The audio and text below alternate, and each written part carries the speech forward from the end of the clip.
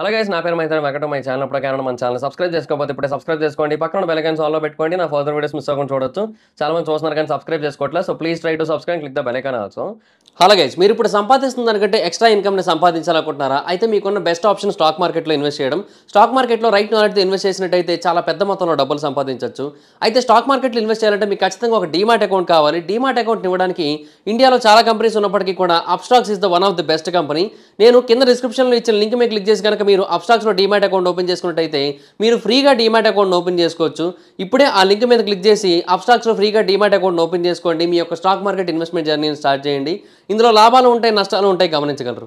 రీసెంట్గా సమంత గారు ఇన్స్టాగ్రామ్లో ఒక స్టోరీ పెట్టారు 16 గంటల క్రితం, అంటే ఈ వీడియో చేసే టైంకి. అందులో ఆవిడ ఏం రాశారంటే, we the women of Telugu film industry welcome the Hema committee report and applaud the persistent efforts of the WCC in Kerala which has laid the path to this moment. WCC అంటే ఉమెన్ ఇన్ సినిమా కలెక్టివ్ అనమాట. So అది కేరళలో ఉంది ఆ సంస్థ. Which has laid the path to this moment taking cue from the WCC. The voice of women a support group for the women in TFI was created in 2019. We hereby urge the Telangana government to publish the submitted subcommittee report on sexual harassment, which can help frame government and industry policies to establish a safe working environment for the women in the TFI అని పెట్టారు ఆవిడ. So బేసిక్గా దీని meaning ఏంటంటే, రీసెంట్గా కేరళలో ఒక report వచ్చింది, జస్టిస్ హేమ కమిటీ రిపోర్ట్ అని చెప్పి. ఆ రిపోర్ట్ని తెలుగు ఫిల్మ్ ఇండస్ట్రీలో ఉన్న ఆడవాళ్ళందరూ కూడా స్వాగతిస్తున్నారు. అండ్ WCC వాళ్ళు ఏదైతే ఎఫర్ట్స్ పెట్టారో, ఈ మూమెంట్ రావడానికి కారణమయ్యారో, దాన్ని అంతటినీ కూడా మేము అప్లాడ్ చేస్తున్నాము, మేము కంగ్రాట్స్ చెప్తున్నాము అన్నట్టుగా చెబుతూ, ఈ WCC నుంచి ఇన్స్పిరేషన్గా తీసుకుని 2019లో వాయిస్ ఆఫ్ ఉమెన్ అని తెలుగు ఫిల్మ్ ఇండస్ట్రీలో ఆడవాళ్ళ కోసం ఒకటి స్టార్ట్ అయింది, ఒక గ్రూప్. అండ్ తెలంగాణ గవర్నమెంట్కి వాళ్ళు ఒక సబ్ కమిటీ రిపోర్ట్ని అయితే సబ్మిట్ చేశారట సెక్షువల్ హెరాస్మెంట్ మీద. సో దాన్ని పబ్లిష్ చేయమంటుంది ఇవిడ. సో బేసిక్గా ఇప్పుడు రిపోర్ట్ క్రియేట్ చేసి ఒక కమిటీని పెట్టి రిపోర్ట్ తెచ్చి దాన్ని పబ్లిష్ చేయమని కాదు, ఆల్రెడీ సబ్మిట్ చేసాం, దాన్ని పబ్లిష్ చేయండి అని చెప్తుంది ఆవిడ. అండ్ అలా చేసినట్టు, అది సెక్షువల్ హెరాస్మెంట్ మీద చేసినట్టయితే గవర్నమెంట్కి అండ్ ఇండస్ట్రీ పాలసీస్కి వీటన్నిటికీ కూడా ఒక పాత లాంటిది ఒకటి వస్తుంది. అంటే ఇప్పుడు ఇండస్ట్రీలో ఎవరైతే ఆడవాళ్ళు పనిచేస్తున్నారో వాళ్ళకి ఒక సేఫ్ వర్కింగ్ ఎన్విరాన్మెంట్ క్రియేట్ చేయడానికి ఎలాంటి సిచ్యువేషన్స్ మనం మార్చాల్సి ఉంటుంది, ఎలాంటి సిచ్యువేషన్స్ క్రియేట్ చేయాల్సి ఉంటుంది అనే క్లారిటీ వస్తుంది అనే పాయింట్ ఆఫ్ వ్యూలో ఆవిడైతే చెప్తున్నారనమాట. సో అసలు బేసిక్గా ఈ జస్టిస్ హేమ కమిటీ రిపోర్ట్ ఏంటి, దాన్ని సమంత గారు ఎందుకు స్వాగతిస్తున్నారు? ఫస్ట్ ఆఫ్ ఆల్ ఆ రిపోర్ట్ గురించి మాట్లాడుకుందాం. యాక్చువల్గా 2017 సంవత్సరంలో కేరళలో ఒక ఇన్సిడెంట్ జరిగింది. అదేంటంటే, ఒక మలయాళం యాక్ట్రెస్ని ఒక 5 మనుషుల చేత కిడ్నాప్ చేయించి ఆవిడని కారులోనే మానభంగం చేయించాడు. అండ్ దాని వీడియో కూడా తీశాడు. అండ్ తీసిన తర్వాత దాన్ని ఉపయోగించి ఆవిడని బెదిరిద్దాం అనుకున్నాడు ఫర్దర్గా. అంటే ఇంకా తనకి నచ్చినట్టుగా తనని మార్చుకోవాలి, వాడుకోవాలి, సంథింగ్ అలా అనుకున్నాడు అనమాట. అయితే దీని గురించి బయటకు వచ్చిన తర్వాత ఇమీడియట్గా మొత్తం ఆ టైంలో పెద్ద సెన్సేషన్ అయింది, మొత్తం చాలా పెద్ద ఇష్యూ అయింది. అండ్ అయిన తర్వాత ఇమీడియట్గా ఈ జస్టిస్ హేమ కమిటీని అయితే ఏర్పాటు చేశారు ఆ ఇన్సిడెంట్ మీద కంప్లీట్గా స్టడీ చేయడానికి, ఒక డీటెయిల్డ్ రిపోర్ట్ ఇవ్వడం కోసం, మలయాళం ఇండస్ట్రీ కోసం. సో దాని మీద స్టడీ అయితే జరిగింది. ఆ స్టడీ ఒక 2 ఏళ్ల పాటు కొనసాగింది. 2019లో ఆ స్టడీ అయితే ఫినిష్ అయిపోయింది. అండ్ దానికి సంబంధించిన రిపోర్ట్ అయితే వచ్చేసింది. జస్టిస్ హేమ కమిటీ రిపోర్ట్ 2019లోనే వచ్చేసింది. కాకపోతే దాన్ని ఇప్పటిదాకా బయటికి తీయలే. 2024 వరకు కూడా అది అలాగా వాళ్ళ లాకర్లో బూజు పట్టేసి అలాగే ఉంది. అది చాలా పెద్ద రిపోర్ట్ కూడా, అది 293 పేజీలు ఎంతో రిపోర్ట్ ఉంది అది. సో అంత పెద్ద రిపోర్టు అండ్ చాలా డీటెయిల్స్ ఉన్నాయి దాంట్లో. బట్ దాన్ని అయితే బయటికి తేలే. ఎందుకు తేలేదంటే, అది కనుక బయటకు వచ్చింది అంటే, బేసిక్గా జస్టిస్ హేమ అనే పర్సన్ రిటైర్డ్ జడ్జ్. ఆవిడ కాకుండా ఇంకొక IPS ఆఫీసర్, IAS ఆఫీసర్ ఉన్నారు. అది కాకుండా ఇంకొక లేడీ యాక్ట్రెస్ కూడా ఉన్నారు. సో వీళ్ళందరూ ఆ కమిటీలో ఉండి ఇచ్చిన రిపోర్ట్. అండ్ డెఫినెట్గా అది బయటకు వస్తే మలయాళం ఇండస్ట్రీ పేరు మొత్తం నాశనం అయిపోద్ది, కంపు అయిపోద్ది అనే పాయింట్ ఆఫ్ వ్యూలో వాళ్ళైతే ఆ రిపోర్ట్ అయితే బయటకు రానివ్వలేదు, కవరప్ అయితే చేశారు కంప్లీట్గా. బట్ ఇంకా వరుసగా ప్రొటెస్టులు జరుగుతున్నాయి, చాలామంది డిమాండ్ చేస్తున్నారు, ఎలాగైనా సరే ఆ రిపోర్ట్ని బయటకు తేవాలి, తెచ్చి తీరాలి అనే బేసిస్ మీద అందరూ గొడవలు చేస్తుంటే ఇంకా ఫైనల్గా 2024 రిపోర్ట్ని అయితే బయటకు వదిలారు. బట్ దాన్ని కూడా పూర్తి స్థాయిలో వదలలేదు. దాంట్లో ఇప్పటికీ కూడా కొన్ని పేజీలను అయితే అలాగే దాచి ఉంచారు అనే ఫీలింగ్ అయితే అందరికీ ఉంది. ఇన్ఫ్యాక్ట్ అదే వాస్తవం కూడా. సో అందులో ఇంకా దారుణమైన విషయాలు ఏమైనా ఉండుండొచ్చేమో, మనకైతే తెలియదు కదా మరి. సో అందుకోసం అని చెప్పి వాళ్ళైతే ఆ రిపోర్ట్ని పూర్తి స్థాయిలో వదలకుండా కొంచెం కవరప్ అయితే చేసి వదిలేరు. బట్ ఎనీహో, ఏదో ఒకటి కొంచెమైనా వదిలేరని సంతోషించాలి మనం. అంతకుమించి ఇంకా వేరే ఆప్షన్ ఏముంది చెప్పండి మనకి. సో అది సిచ్యువేషన్.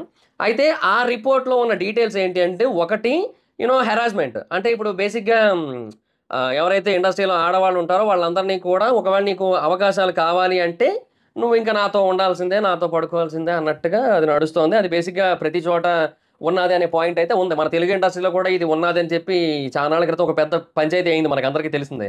శ్రీరెడ్డి ఆ టైంలో చాలా పెద్ద ఇష్యూ చేసింది కాస్టింగ్ కౌచ్ కోసం, అండ్ కొంతమంది వచ్చి సపోర్ట్ చేశారు, అంతా కూడా జరిగింది. సో కాస్టింగ్ కౌచ్ అనేదాన్ని అందరూ సపోర్ట్ చేస్తారు ఆబ్వియస్లీ, అలా జరగకూడదు, డెఫినెట్గా అది కరెక్ట్ కాదు అనే బేసిస్ మీద చాలామంది సపోర్ట్ చేశారు వాళ్ళకి, అది ఓకే.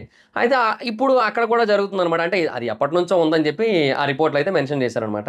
సో ఆల్మోస్ట్ ప్రతి ఒక్కరికి ఎదురవుతుంది ఈ కైండ్ ఆఫ్ సిచ్యువేషన్ అనే టాక్ అయితే ఉంది.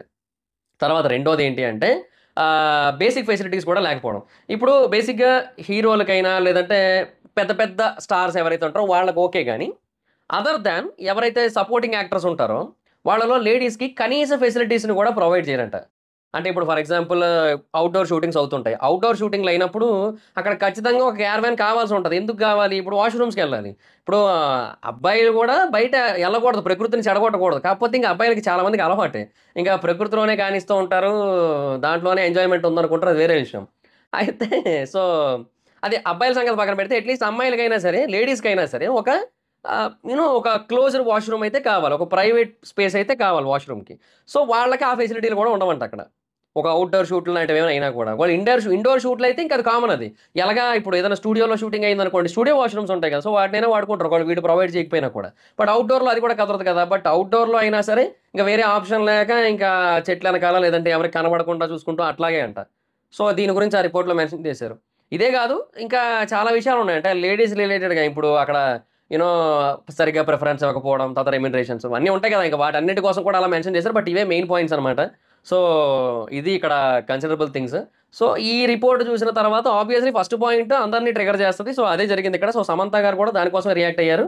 సో, సమంత గారు కూడా తెలుగు రాష్ట్రాల్లో తెలుగు ఫిల్మ్ ఇండస్ట్రీలో ఇలాంటిది జరుగుతుంది. సో, దీని గురించి ఒక రిపోర్ట్ సబ్మిట్ చేసాం. సో, దాన్ని పబ్లిష్ చేయండి. అందరికి ఇక్కడ జరుగుతున్న వాటి కోసం కూడా తెలియాలి అనైతే ఆవిడ చెప్తోంది. సో, ఇది బేసిక్‌గా మొత్తం కాంటెక్స్ట్. తెలుగు రాష్ట్రాల్లో జరుగుతుంది అనే క్లారిటీ యాక్చువల్‌గా ఉంది. తెలుగు రాష్ట్రాలే కాదబ్బా! తెలుగు ఫిల్మ్ ఇండస్ట్రీ అయినా, తమిళ్ అయినా, మలయాళం అయినా, కన్నడ అయినా, హిందీ అయినా, గుజరాతీ అయినా, మరాఠీ అయినా, ఏదైనా అవ్వనివ్వండి, ఏ ఫిల్మ్ ఇండస్ట్రీ అయినా అవ్వనివ్వండి. ఇవన్నీ ఉంటాయి, కామన్ అవన్నీ కూడా. ఇంకా దాన్ని ఎవరు మార్చలేరు. ఎందుకంటే ఇప్పుడు stronger section, weaker section exploit చేయడం అనే కాన్సెప్ట్ అది మనుషులు పుట్టినప్పటి నుంచి ఉంది. వాట్ ఇప్పుడు మనం కోళ్ళని, మేకల్ని ఎందుకు తినగలుగుతున్నామంటే అవి మనకంటే వీక్. మనం సింహాలను ఎందుకు తినలేకపోతున్నామంటే అవి మనకంటే స్ట్రాంగ్. సో, అంటే నేను చెప్తున్న పాయింట్ ఏంటంటే ఇక్కడ ఆడవాళ్ళు, కోళ్ళు, మేకలు అని కాదు నా పాయింట్. మళ్ళీ తప్పుగా అనుకుంటారేమో ముందే చెప్తున్నా. లేదా నా ఉద్దేశ్యం అది కాదు. జస్ట్ సేయింగ్ అన్ ఎగ్జాంపుల్ అంతే. సో, వీకర్ సెక్షన్ ఎక్స్‌ప్లాయిటేషన్ అనేది ఎప్పటినుంచో ఉన్నది. మనుషుల నరనరాల్లో, మెదడులో జీర్ణించుకుపోయి ఉందన్నమాట నర్వస్ సిస్టమ్ మొత్తం. సో, ఇంక దాన్ని ఎట్లా మార్చగలం? ఎన్ని కఠినమైన చట్టాలు పెట్టినా కూడా ఒకవేళ ఇన్ కేస్ లేదు నాకిష్టం లేదు అంటే, "ఆ! సరే నువ్వు వద్దు పో ఇంకొకరిని పెట్టుకుంటాం" అంటారు. ఇంకా అదే జరుగుతోంది. సో, వీళ్ళేంటి ఛాన్సెస్ కోసం ఇంక వేరే ఆప్షన్ లేదు. ఓకే అంటున్నారు. ఇంకా అది సిట్యుయేషన్ ఇంకా. ఇంకా ఏమంటాం ఇంకా? ఇక దీన్ని ఇప్పుడు మోరల్ వాల్యూ ప్రకారంగా చూస్తే డెఫినిట్‌గా ఇది చాలా తప్పు. ఎథిక్స్ ప్రకారంగా, మోరల్స్ ప్రకారంగా చూస్తే చాలా తప్పు ఇది.